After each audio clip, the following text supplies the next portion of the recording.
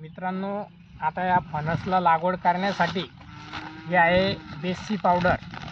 आता हे कशासाठी उपयोगात आहे तर हे पावडर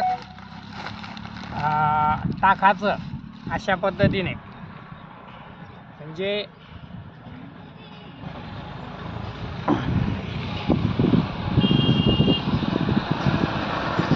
बघा दिसलंय का, बेसिक पावडर याच्यामुळे टाकलं की याला तेल मुंग्या किडे जे असते ते खाणार नाही। आणि आता आपण हे झाड दिसतंय ना, बघा उंच आहे खूप, त्याची पन्नी अशी पद्धतीने झाडून घ्यायची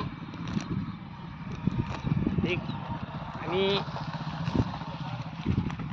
याला हे बघा किती जारवा आहे, म्हणजे खूप हे झाड जारव्याचं आहे। तर आपण तेही आता अशा पद्धतीने याला हे झाड आता आपण इथं टेकलं तर याला हे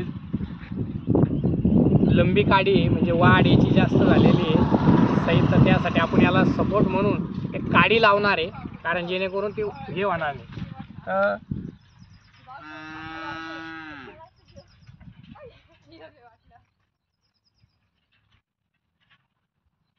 तर आपण आता अशी माती लोटून दिलेली, आता हे झाड खूप वर झालेलं आहे असं म्हणायला काय हरकत नाही, पण आपण त्याच्यासाठी बी खूप नियोजन करणार आहोत।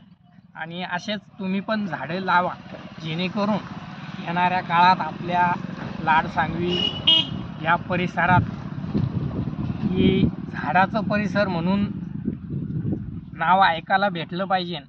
आणि आपण ज्यावेळेस आपल्या मित्रमंडळीला, पाहुण्यांना किंवा कोणालाही शेतात घेऊन आलो तर त्यावेळेस त्या व्यक्तीला अभिमान, आनंद वाटला पाहिजे की बाबा माझ्या मित्राच्या शेतामध्ये, माझ्या जवळच्या व्यक्तीच्या शेतामध्ये किंवा काहीतरी खाण्यासाठी फळ आहे, सावलीला झाड आहे, तो 1 तास 2 तास त्या ठिकाणी बसू शकतो।